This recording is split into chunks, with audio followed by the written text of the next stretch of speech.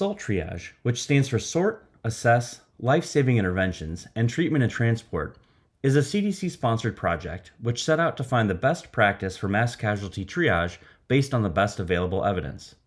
SALT Triage has been endorsed by the American College of Emergency Physicians, American College of Surgeons Committee on Trauma, and the National Association of EMS Physicians, just to name a few. SALT Triage has four main components: global sorting, individual assessment, life-saving interventions, and treatment and transport. While we will discuss the SALT Triage algorithm in this video, please see the NDLSF's free online SALT Triage course for a more comprehensive training. As noted previously, SALT Triage is made up of four primary components: sort, assess, life-saving interventions, and treatment and transport. The purpose of this training is to illustrate how to go from sorting to transporting. While the algorithm appears complicated, the main steps are listed here. This training will walk through how to go from sorting to treatment and transport. This is the full SALT Triage algorithm as introduced at the beginning of the video. You'll notice along the left side are the same four steps shown previously. Let's break each of these down one by one. We'll start with sort. The global sort process is meant to decrease the number of victims who need to be triaged in the hot zone. If at all possible, those who are ambulatory should self-extricate from the hot zone and report to the CCP, or the casualty collection point. For example, if you can hear me, come to the sound of my voice. If victims are mentating well enough and are able to understand your instructions, that is a good sign for their brain perfusion. Have them report to the CCP for further evaluation. While some of these patients may be immediate or delayed based on their injuries, at least they are able to self-extricate. These patients should be evaluated after those who are still or lifeless and those who are not able to follow your commands.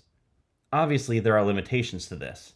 Things like hearing loss, a chaotic scene, and other people yelling and screaming, just to name a few. After attempting to encourage those who are mentating and are ambulatory to self-extricate, the next step in the global sorting process is to call out those who may be able to hear and are mentating well, but may not be ambulatory. An example of this would be, if you can hear me but can't move, wave your hands or yell out, and I will be there to help you as soon as I can. Whether from an injury or due to being trapped, these patients should be evaluated second. Finally, those with no response to the verbal commands should be evaluated first. After the global sorting, individual patient assessment begins. Now that we have completed the global sorting, let's look at the individual assessment and life-saving interventions. The life-saving interventions listed here should be performed at the time of the individual assessment. The four life-saving interventions include controlling major hemorrhage, opening the airway with a jaw thrust or head tilt chin lift, decompressing the chest, and finally administering an antidote. Controlling major hemorrhage is typically done with a tourniquet, which should be placed high and tight on the extremity. Opening the airway should be done with a jaw thrust or head tilt chin lift. Additionally, if the patient is a child, consider giving 2 rescue breaths. Decompressing the chest should be done with a needle decompression kit. And finally, administering an antidote should be done with something such as an EpiPen, 2-PAM, or other pre-filled autoinjector. However, despite the life-saving interventions noted here, you must stay within your scope of practice. Now let's look at the individual assessment. First, determine if the patient is breathing. If the victim is not breathing, open the airway with a head tilt chin lift or a jaw thrust. If the patient has no response after the intervention, a black and white striped ribbon should be placed on the patient signifying they are dead. However, if the victim is breathing or begins to breathe after opening the airway, you need to determine the extent of the injuries. We do this by asking 4 questions. Is the victim obeying commands? Are they exhibiting no signs of acute respiratory distress? If there is a major hemorrhage, is it controlled? And do they have peripheral pulses? An easy mnemonic to remember these questions is CRAP. CRAP meaning commands, respiratory, arterial bleeding, and peripheral pulses. Rather than trying to remember an algorithm and yes or no answers to each of these questions, it is easiest to think of the answers to these questions as either good or bad.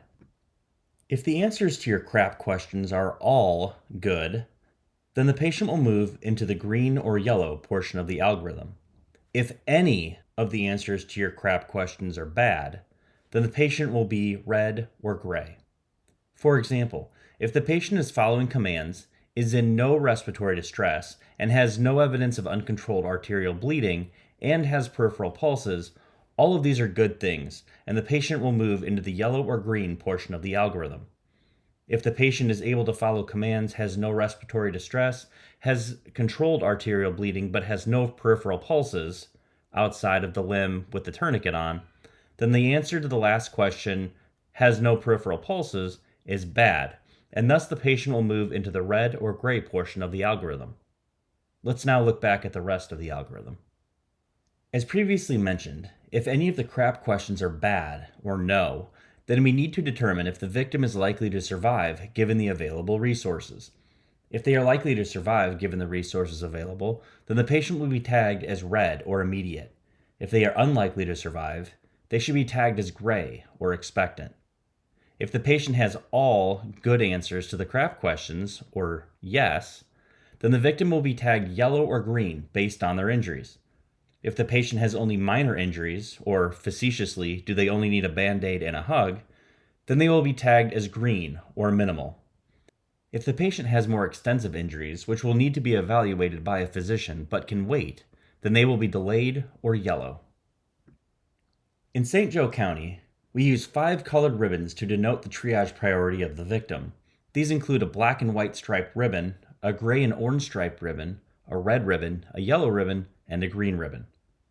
As noted previously, the black and white ribbon signifies a patient that has been triaged as dead. We use a black and white striped ribbon instead of a solid black ribbon for the ease of visualizing the ribbon in low light conditions. We use a gray and orange striped or solid gray ribbon to signify that a patient has been triaged as expectant. Expectant means that the patient is not likely to survive given the resources available, but the patient is not dead yet. And if resources become available, the patient may be transported for definitive care. Red is used to denote a victim with immediate life-threatening injuries, but they are expected to survive given the available resources. These patients should be transported first. Yellow is used to denote a victim who may have serious injuries and will likely need to be seen by a physician, but does not necessarily need immediate transport. The patient is expected to survive. Green is used to signify that a patient is walking wounded and may or may not need medical intervention. Finally, a pink ribbon is used to denote a patient who is contaminated and will need to be decontaminated prior to transport by ambulance or definitive evaluation in the emergency department. Here is a portion of the St. Joe County EMS SALT Triage protocol. Please review it in its entirety on the St. Joe County EMS website or the hard copy provided by your department. Ultimately, as noted at the beginning, please see the NDLSF's free online SALT Triage course for a more comprehensive training. The link is provided in the description below. Thank you for watching.